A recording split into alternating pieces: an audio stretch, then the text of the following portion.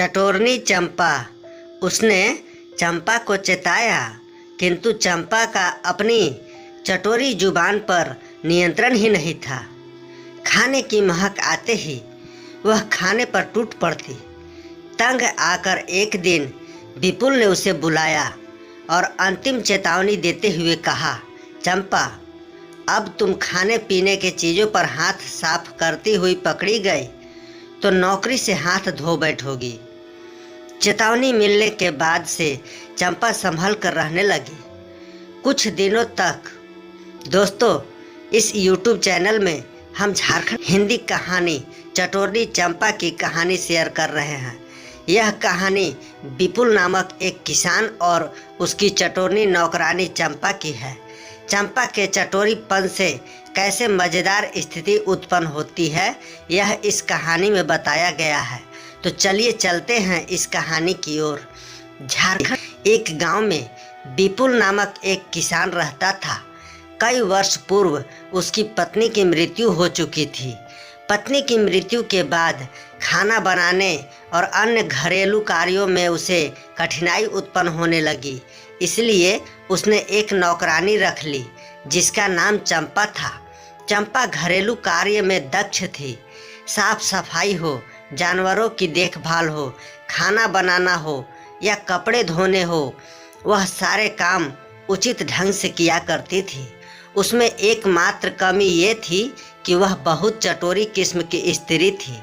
वह जब तब घर की खाने पीने की चीज़ें चट कर जाया करती थी। शुरुआती में तो विपुल ने इस ओर ध्यान नहीं दिया, किंतु जब उसने देखा कि घर से खाने पीने की चीज़ें गायब हो रही है तो उसे चंपा पर संदेह हुआ। उसने उसकी निगरानी की तो उसका संदेह सत्य साबित हुआ। उसने चंपा को चेताया, किंतु चंपा का अपनी चटोरी जुबान पर नियंत्रण ही नहीं था। खाने की महक आते ही वह खाने पर टूट पड़ती। तंग आकर एक दिन विपुल ने उसे बुलाया और अंतिम चेतावनी देते हुए कहा, चंपा, अगर तुम खाने पीने के चीज़ों पर हाथ साफ करती हुई पकड़ी गई तो नौकरी से हाथ धो बैठोगी। चेतावनी मिलने के बाद से चंपा संभल कर रहने लगी। कुछ दिनों तक विपुल को किसी प्रकार की कोई शिकायत नहीं हुई। उसे लगा कि चंपा सुधर गई है। एक दिन वह बाजार से बहुत ही रसीले मालदा आम खरीद कर लाया। उस शाम उसका एक मित्र घर आने वाला था। शाम को उसने चंपा को आम देते हुए कहा, चंपा, ये लो आम, इसके छिलके उतार कर काट दो। जब मेरा दोस्त आएगा तो हम दोनों मिलकर इसे खाएंगे। चंपा ने आम ले लिया और चाकू निकाल कर आम काटने लगे। उसे आम बहुत पसंद थे। आम काटते हुए उसका जी ललचाने लगा। उसने स्वयं पर नियंत्रण रखने का बहुत प्रयत्न किया, किंतु नहीं रख पाई और आम काटते काटते ही उसे पूरा खा गए। आम खा लेने के बाद वह डर गई कि जब विपुल को पता चलेगा तो वह उसे नौकरी से निकाल देगा। वह किसी तरह से खुद को और अपनी नौकरी को बचाने का उपाय सोचने लगी। थोड़ी देर बाद वह विपुल के पास गई और उसे एक चाकू देते हुए बोली, मालिक, इस चाकू की धार मुड़ गई है। इससे आम के छिलके ठीक से उतर नहीं रहे हैं। इसकी धार तेज कर दो। विपुल चाकू की धार तेज करने लगा।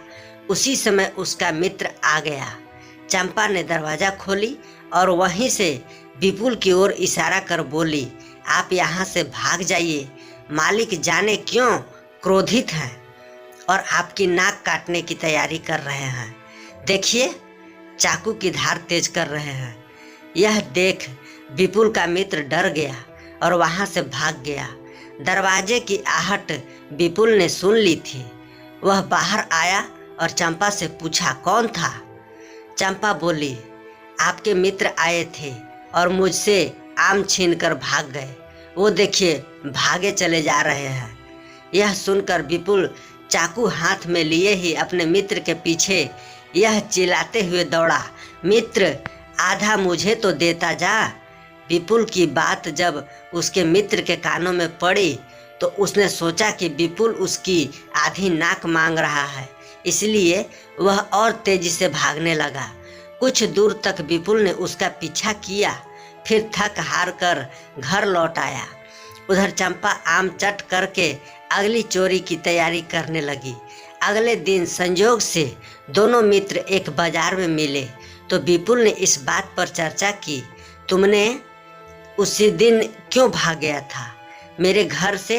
तब विपुल का मित्र बोला, क्या करूं दोस्त, तुम्हारा मूड जो खराब था। विपुल ने बोला, नहीं तो मैं तो तुम्हारा वेट कर रहा था। तब विपुल का मित्र बोला, नहीं मित्र, आपकी नौकरानी ने तो हमें इशारा करके दिखाया कि आपका मूड खराब है और आप हमारी नाक काटने के लिए चाकू का धार तेज कर रहे हैं। इसी डर से हमने वहाँ से भागने में ही भलाई समझी।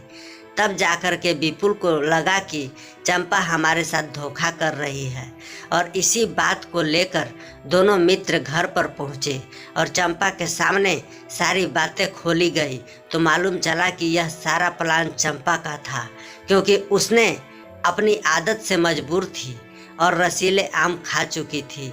उसने अपनी नौकरी बचाने के लिए झूठ बोली थी। विपुल और उसके मित्र ने उसे चटोरी चंपा को सर का बाल मुड़वाकर घर से निकाल दिया। सीख दोस्तों, इस कहानी से हमें यह सीख मिलती है कि हमें लालच नहीं करना चाहिए। लालच का अंजाम हमेशा बुरा ही होता है। मित्रों, आपको कैसी लगी चटोरनी चंपा की यह कहानी? आप अपने कमेंट के माध्यम से अवश्य बताएं। पसंद आने पर लाइक और शेयर करें। ऐसे ही अन्य कहानी पढ़ने के लिए हमें सब्सक्राइब कर लें। धन्यवाद।